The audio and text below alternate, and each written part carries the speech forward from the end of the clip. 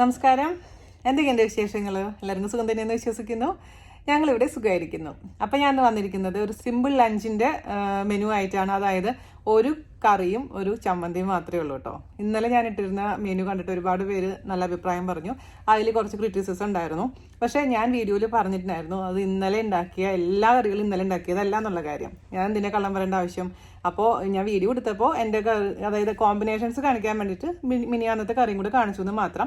പിന്നെ പൊതുവേ ഞാൻ നമ്മൾ വെജിറ്റേറിയൻ ആയതുകൊണ്ട് ഒരു ഇച്ചിരി കൂടുതൽ സാധാരണ ഉണ്ടാക്കാറുണ്ട്. പല നോൺ വെജ് ഉണ്ടാക്കുമ്പോൾ നമുക്കൊരു പൂർണ്ണത വരുന്ന പോലെ തോന്നും.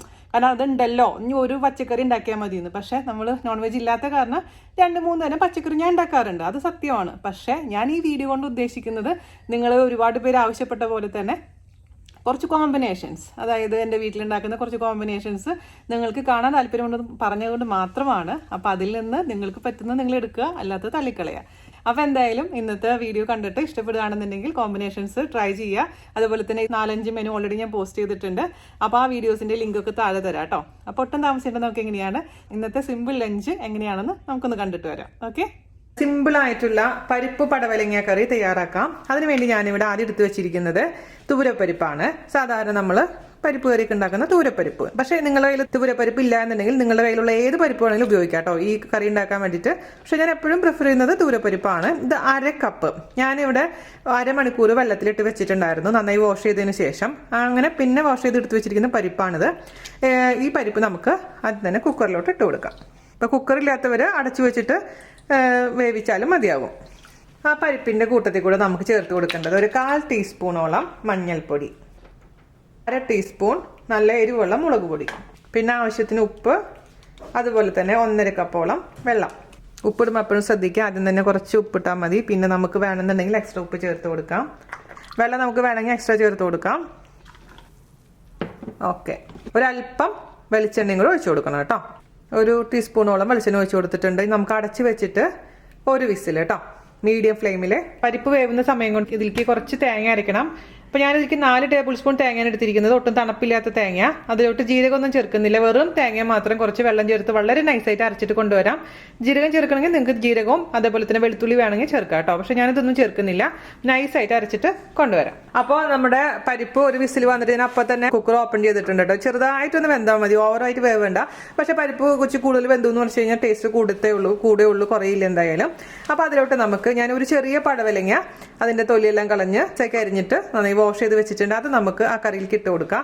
വെള്ളം കുറവ് പോലെ തോന്നുന്നുണ്ടെങ്കിൽ വെള്ളം ഒഴിക്കാൻ മറക്കരുത്. അപ്പോൾ ഞാൻ ഇതിലേക്ക് കുറച്ചും കൂടെ വെള്ളം ഒഴിക്കാൻ പോവുകയാണ്. ഈ പരിപ്പിന്റെ കൂട്ടത്തിൽ കൂടെ നമ്മുടെ പടവലങ്ങ അതിലേക്ക് ഇട്ട് കൊടുക്കാം. പിന്നെ ഈ കറിയിൽ ചിലവർ പുളി ഒഴിക്കും. പുളി താല്പര്യം ഉണ്ടെന്നുണ്ടെങ്കിൽ ഇത് വെന്തതിന് ശേഷം കുറച്ച് നമ്മുടെ പുളിയില്ലേ, പുളി അല്ലെങ്കിൽ തക്കാളി, സാമ്പാർ പുളി കുറച്ച് വെള്ളത്തിലിട്ട് വെക്കുക. അത് നന്നായി പിഴിഞ്ഞ് ഒഴിച്ചു കൊടുത്താൽ മതി. ഇപ്പോഴല്ല, ഇത് വെന്തതിന് ശേഷം കേട്ടോ. എന്നിട്ട് നന്നായി തിളപ്പിച്ചെടുക്കണം. അതല്ലെങ്കിൽ തക്കാളി വേണമെന്നുണ്ടെങ്കിൽ ഈ സമയത്ത് ഇതിന്റെ കൂട്ടത്തിൽ കൂടെ ഒരു ചെറിയ തക്കാളി ഇട്ട് കൊടുത്താൽ മതി. പുളി വേണമെന്നുണ്ടെങ്കിൽ ഞാൻ പക്ഷേ പുളിയൊന്നും ചേർക്കുന്നില്ല. കാരണം കോമ്പിനേഷൻ നമ്മൾ പുളിയുള്ള കറിയാണ് ഇതിന്റെ കോമ്പിനേഷനായിട്ട് കഴിക്കുന്നത്. അപ്പോൾ പിന്നെ പുളിയുടെ വേറെ ആവശ്യം തോന്നിയിട്ടില്ല. എൻ്റെ വീട്ടിൽ പുളി ചേർക്കാറില്ല. ഞാൻ പറഞ്ഞ പോലെ നിങ്ങൾക്ക് വേണമെന്നുണ്ടെങ്കിൽ അതുപോലെ ചെയ്തോളൂ കേട്ടോ. അപ്പോൾ ഇതിലേക്ക് കുറച്ചും കൂടി വെള്ളം ഒഴിച്ചിട്ട് നമുക്ക് ഒരു വിസിൽ അടിക്കാം. ഇനി നമുക്ക് അടച്ചു വയ്ക്കാം. അപ്പോൾ ഒരു 1/2 ഗ്ലാസ് കൂടെ വെള്ളം ഒഴിച്ചിട്ടുണ്ട് കേട്ടോ. അപ്പോൾ നമ്മുടെ പടവലങ്ങ നന്നായി കുക്കായിട്ടുണ്ട് കേട്ടോ. ഇനി ഇതിലോട്ട് നേരത്തെ അരച്ചു വെച്ചിരിക്കുന്ന തേങ്ങ, നൈസാക്കി അരച്ച തേങ്ങ ആയിരിക്കണം, അതിലേക്ക് ഒഴിച്ചിട്ട് നന്നായി ഇതൊരു 5-10 മിനിറ്റോളം തിളപ്പിച്ചെടുക്കുക. ആ പച്ചമണം മാറണം. അതിനുശേഷം നമുക്ക് ഇതിലേക്ക് കാച്ചി ഒഴിക്കാം. തേങ്ങ അരച്ച് ചേർത്തിട്ടുണ്ട്, നന്നായിട്ട് മിക്സ് ചെയ്ത് കൊടുക്കുക. അതിനുശേഷം ഞാൻ പറഞ്ഞ പോലെ നന്നായിട്ട് അങ്ങ് വേവിച്ചെടുക്കാം. അതിൽ പരിപ്പ് അത്യാവശ്യം വെന്തിട്ടുണ്ട് കേട്ടോ. ഈ പടവലങ്ങ ഓവറായിട്ട് വെന്തുടഞ്ഞു പോകാൻ പാടില്ല. പടവലങ്ങ നമുക്ക് കടിക്കാൻ കിട്ടണം. പിന്നെ അത് ഓരോരുത്തരും ഇഷ്ടം കേട്ടോ. ചിലവർക്ക് പരിപ്പ് നന്നായി കടിക്കാൻ കിട്ടണം. അങ്ങനെ ചെയ്യുമ്പോൾ ഒരുമിച്ചിട്ട് വേവിച്ചാൽ മതി. പരിപ്പും പടവലങ്ങയും ആദ്യമേ തന്നെ മുളക് പൊടി മഞ്ഞൾപ്പൊടിയൊക്കെ ഇട്ടിട്ട് വേവിച്ചിട്ട് തേങ്ങ അരച്ച് ചേർത്താൽ മതി. നമ്മുടെ കറി ഒരു 5 മിനിറ്റോളം തിളച്ചിട്ടുണ്ടെങ്കിൽ നമുക്ക് ഇതിലേക്ക് കാച്ചി ഒഴിക്കണം. ഉപ്പ് നോക്കിയിട്ട് ഉപ്പ് കുറവാൻ തോന്നുന്നുണ്ടെങ്കിൽ ചേർത്ത് കൊടുക്കാൻ മറക്കരുത്. ഞാൻ ഒരല്പം കൂടി ഉപ്പ് ചേർത്ത് കൊടുക്കുകയാണ്. എരിവും എല്ലാം കറക്റ്റാണ്. മിക്സ് ചെയ്ത് കൊടുക്കുക. ഇനി കാച്ചി ഒഴിക്കാം. കാച്ചി ഒഴിക്കാൻ വേണ്ടിയിട്ട് ഒരു സോസ് പാൻ അടുപ്പത്ത് വെക്കുക. അതിലോട്ട് നമുക്ക് വെളിച്ചെണ്ണ ഒഴിച്ച് കൊടുക്കാം. വെളിച്ചെണ്ണയുടെ അളവ് ഡിപ്പെൻസ് കേട്ടോ. വെളിച്ചെണ്ണ ഇല്ലെങ്കിൽ നിങ്ങൾക്ക് നിങ്ങളുടെ കയ്യിലുള്ള ഏത് ഓയിൽ വേണമെങ്കിലും ഉപയോഗിക്കാം. നാടൻ കറി ആയതുകൊണ്ട് ഞാൻ വെളിച്ചെണ്ണ ഉപയോഗിച്ചു എന്ന് മാത്രം. ഇത് നന്നായിട്ടൊന്ന് ചൂടാവട്ടെ. വെളിച്ചെണ്ണ ചൂടായിട്ടുണ്ട്. അതിലോട്ട് കടുക് ഇട്ട് കൊടുക്കാം കേട്ടോ. കടുക് പൊട്ടുന്ന സമയത്ത് 2 വറ്റൽമുളക് മുറിച്ചതിട്ട് കൊടുക്കാം. അവസാനം ഓഫ് ചെയ്തതിന് ശേഷം അതിലേക്ക് കറിവേപ്പില ഇട്ട് കൊടുക്കാം. നമ്മുടെ കറിയിലോട്ട് ഒഴിച്ചു കൊടുക്കാം.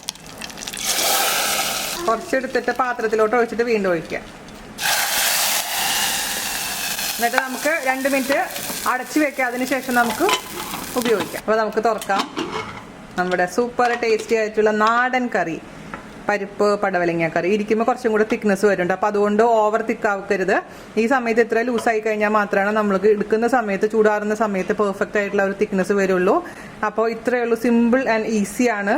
അപ്പോൾ എല്ലാവരും തയ്യാറാക്കി നോക്കട്ടെ. ഇതിൻ്റെ കൂടെ ഞാൻ സെർവ് ചെയ്യുന്നത്, ഞാൻ ഇന്ന് വേറെ ഒന്നും ഉണ്ടാക്കുന്നില്ല, ഇതും പിന്നെ അതുപോലെ തന്നെ കുറച്ച് നമ്മുടെ ഉണ്ടമുളകില്ലേ, കാന്താരി മുളക് വെച്ചിട്ടോ ഉണ്ടമുളക് വെച്ചിട്ടോ അല്ലെങ്കിൽ സാധാരണ പച്ചമുളക് വെച്ചിട്ടുള്ള നമ്മുടെ സ്വന്തം ചമ്മന്തി, ഇച്ചിരി പുളി ചേർത്തിട്ടുള്ള ചമ്മന്തിയാണ് ഞാൻ ഉണ്ടാക്കുന്നത്. അതാണ് ഇതിൻ്റെ കൂടെയുള്ള കോമ്പിനേഷൻ. നിങ്ങൾക്ക് വേണമെങ്കിൽ അതും ഞാൻ കാണിച്ചു തരാം. അപ്പോൾ നമുക്ക് ഇനി ഞാൻ പറഞ്ഞ പോലെ കാന്താരിയും ഉണ്ടമുളകും ഒക്കെ വെച്ചിട്ട് നമ്മുടെ ചമ്മന്തി പൊടിക്കാം. ഞാൻ ഓൾറെഡി 2 പ്രാവശ്യം ചമ്മന്തി കാണിച്ചിട്ടുണ്ട്. പക്ഷെ ഇന്ന് ഞാൻ കാണിച്ചു തരുന്ന ചമ്മന്തിയിൽ കുറച്ച് പുളിയും കൂടെ ചേർക്കുന്നുണ്ട് നമ്മൾ.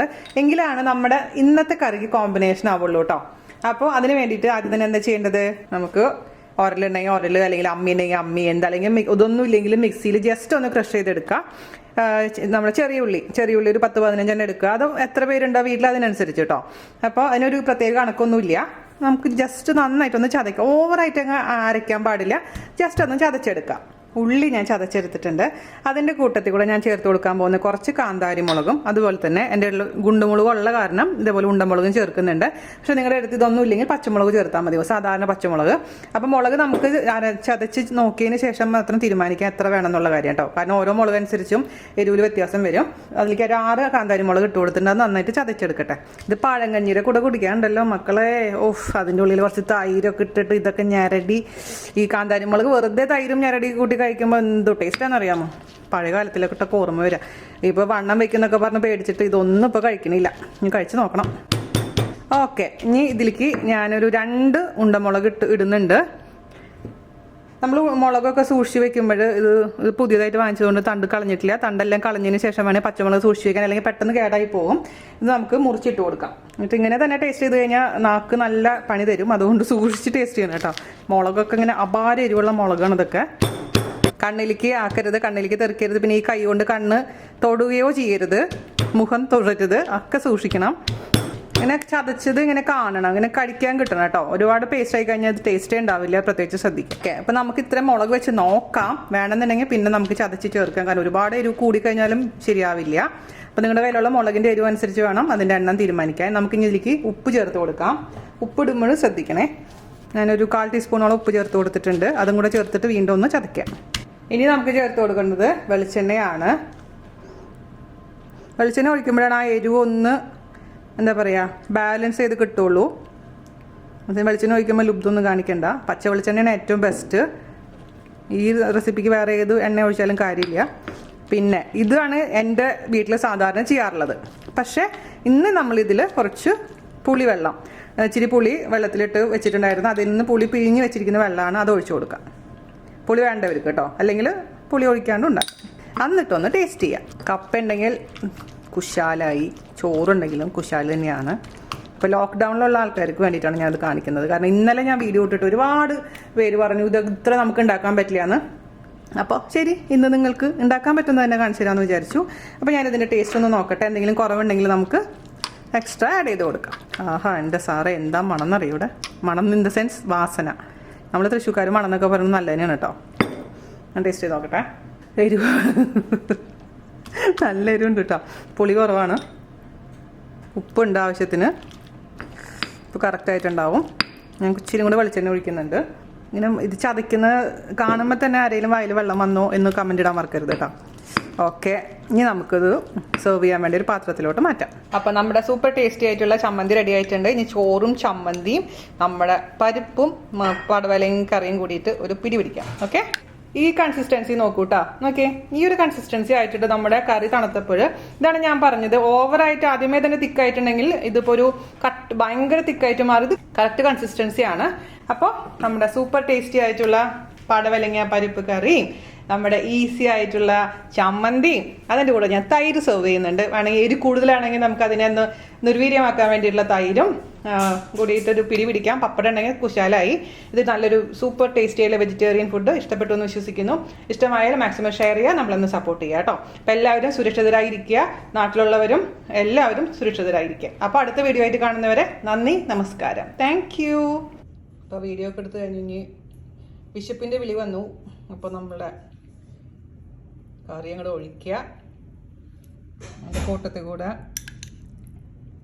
ചമ്മന്തി അങ്ങോട്ട് ഇട്ട് കൊടുക്കുക.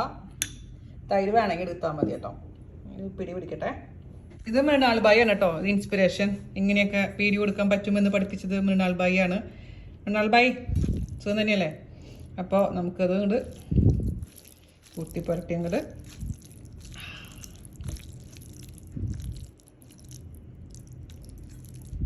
ആ മുളക് കൂടി എടുക്കണം കേട്ടോ.